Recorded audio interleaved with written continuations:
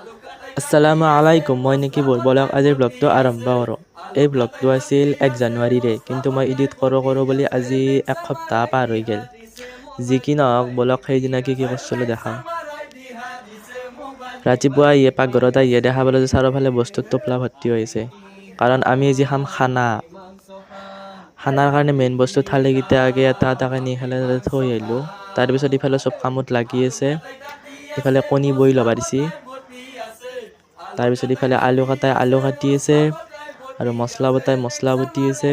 তাৰপিছত মাংস কাটাই মাংস কাটি আছে আৰু এইফালে থালি বহাবৰ কাৰণে গাঁতাও খান্দি আছে। তাৰপিছত কণী হোৱাৰ পিছত চবৰে একদম খাৱাৰ হাহাকাৰ লাগি গৈছে। তাৰপিছত মই ভিডিঅ'ৰ কাৰণে অলপ মছলা পাতি দিলোঁ আৰু অলপ কিবা খাই মই নামাজ পঢ়িব গ'লোঁ।